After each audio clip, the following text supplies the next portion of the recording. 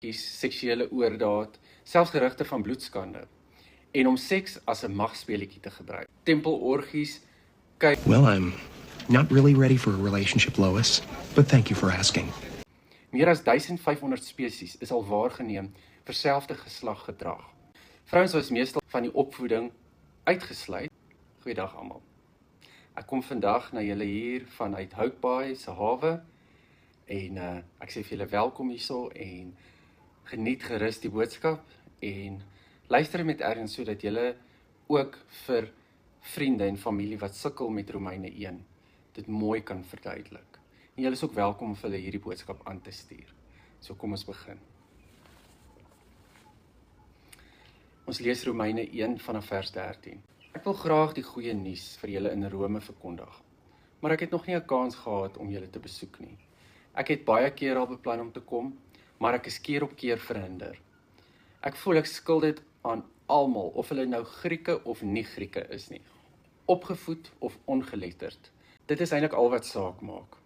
Dit maak nie saak wie jy is nie. Wat regtig tel, is om jou aan Christus bekend te stel en jou te help glo, sodat jy reg met God kan wees. Daarom sien ek uit daarna om die goeie nuus ook vir julle in Rome te bring. Dit is hoekom ek my nie skaam vir die goeie nuus nie. Dit is die krag van God om elkeen wat glo te red. Die Jood eerste, maar ook die nie-Jood.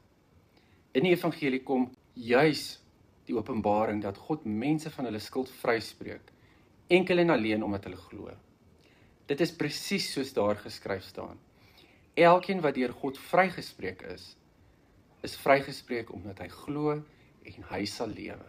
Nou word God se toorn uit die hemel geopenbaar teen al die goddeloosheid en ongeregtigheid van die mense wat die waarheid onderdruk deur te weier om God te gehoorsaam.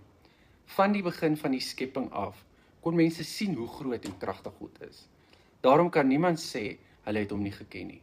Maar in plaas daarvan om hom te aanbid, het hulle afgode begin dien.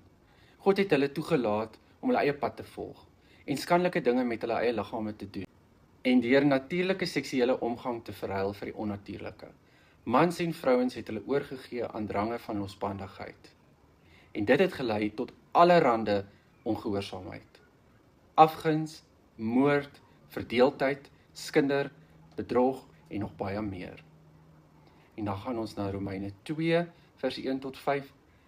Dink jy regtig dat jy, wat ander oordeel, self sal vrykom van oordeel? Wanneer jy ander veroordeel, maak jy jouself skuldig, want jy doen presies dieselfde dinge. Ons weet God se oordeel is altyd regverdig, maar omdat jy hardkoppig is en nie tot bekering wil kom nie, misbruik jy God se goedheid. Jy vergeet dat sy goedheid jou eintlik tot bekering wil lei. Kom ons kyk mooi wat Paulus hier skryf. In Romeine 1 vers 14 sê hy duidelik, die evangelie is vir almal, beskaaf of onbeskaaf, geletterd, ongeletterd, Jood of Griek. Die goeie nuus van Christus is universeel.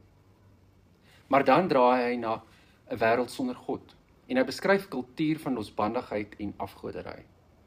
Dis belangrik om te verstaan dat hy hier nie oor gelowiges praat nie, maar oor 'n heidense samelewing van sy tyd, veral van die Romeinse wêreld. Want hy het mos nie gesê hy kom Rome toe om die evangelie te verkondig, reg?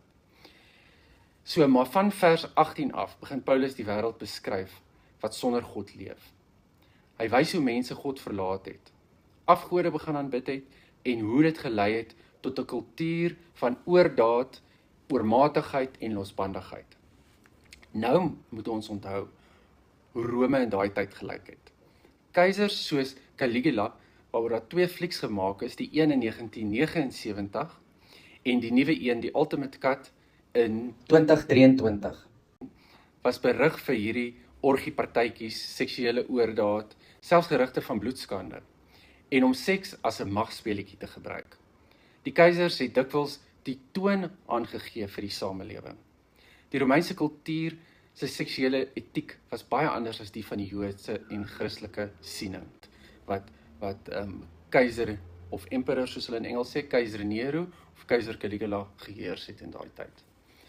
So, mans het oorheersing aanvaar as normaal. Daarom was dit algemeen dat hulle seks gehad het met hulle slawe, wat manlike slawe kan wees, of prostituie, wat ook manlike tempelprostituie kan wees. Vrouens was meestal van die opvoeding uitgesluit, so hulle was meestal ongeletterd, maar party van die elite vroue van daai tyd het betrokke geraak by hierdie hoffeeste en by hierdie seksuele oordadighede. En daar het dit nie gegaan oor seksuele oriëntasie nie, maar oor status. Dit is gesien as 'n magsverhouding, dat vrouens nou ewe skielik in mag gekom het, waar dit in 'n patriargale stelsel was, en dit 'n big no-no vir daai tyd was. So, nou is dit belangrik om raak te sien en te verstaan, dat Paulus nie iets hier oor gelowiges, wat in Christus leef, skryf nie. Hy beskryf 'n kultuur van die dag wat beïnvloed is deur magsfigure, soos Caligula, deur tempelpraktyke, en dit gaan oor losbandigheid en nie oor liefde nie. Party geleerders sê Paulus echo die Greco-Romeinse afkeer van vroue wat seksueel dominant was, en wat seks gehad het in 'n nie-prokreatiewe rol. So hulle het dit net vir welles gehad en nie om kinders te baar nie. Maar so het die vroue dan ook hulle rolle omgeruil en die mag ingeneem. Dis iets wat die manlike samelewing van daardie tyd diep ontstel het. Dieselfde met mans, dit het nie gegaan oor liefdevolle verhoudings nie, maar oor magsmisbruik, Romeinse feeste, 'n kultuur waar seks 'n statussymbool was. Vir Paulus was hierdie gedrag die gevolg van 3 goed. Afgoderry, mense wat God verlaat het en ander goed aanbid, 'n kultuur van oordaad, Romeinse bankette, tempelorgies, keiserlike losbandigheid. En dan magsmisbruik, seks as 'n instrument van status en beheer en nie van liefde nie. So Paulus is nie besig om liefdevolle getroue selfde geslagverhoudings te veroordeel nie. Hy praat oor 'n wêreld wat sonder God leef, waar seks en mag misbruik is. Hy wys op 'n kultuur wat verrot was, nie op Christene wat in liefde gewandel het nie.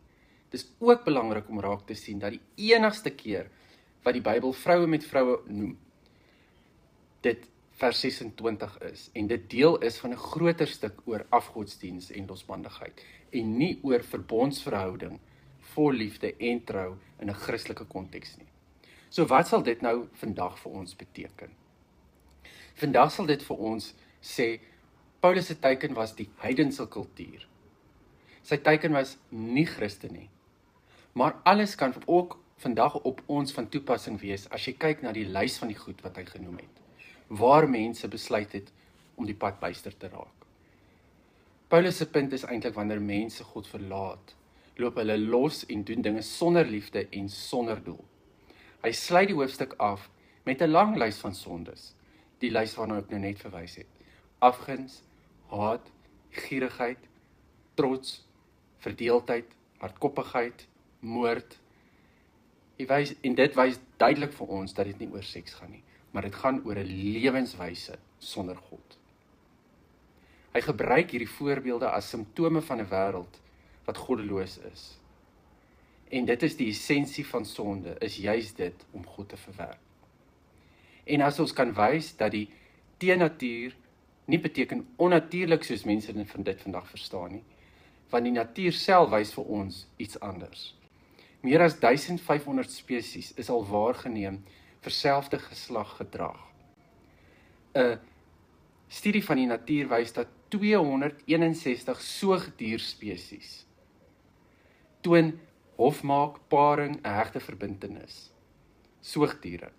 En in sommige gevalle is dit selfs heeltemal eksklusief, soos met ramme, 10% van alle ramme, pikkewyne, wat neste saambou, kuikens saam groot maak, dolfyne, wat baie sterk selfde geslag interaksies het, as deel van hulle sosiale verbintenis. So dit is belangrik, want dit wys dat dit deel is van God se skepping. As die diere wat hy gemaak het dit doen, hoe kan ons sê dit is teen die natuur? Dis mos nie vir ons om te sê nie. Selfs wetenskaplikes erken dat daar 'n groot onderrapportering is. Tot 77% sê hulle van selfde geslag gedrag in diere. En net 19% publiseer dit. Dit wys vir ons hoe groot die vooroordeel nog is. Pikkewyne wat so oulik is en mense hou so baie van hulle.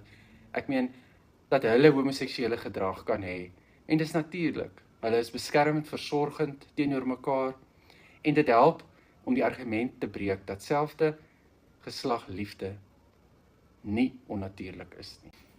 So dis wanneer ons Romeine 1 lees, moet ons dit dis binne konteks sien. Paulus wys hoe die wêreld sonder God in oordaad en magsmisbruik verval het.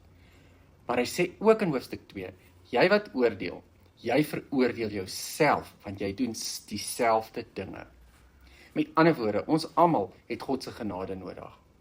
Of jy nou Jood, Griek, gay, straight, beskaaf of onbeskaaf is. Die kern van Paulus se boodskap is nie die veroordeling van liefdevolle verhoudings nie, maar die uitnodiging om in geloof en in genade te leef. Tot volgende keer, totsiens.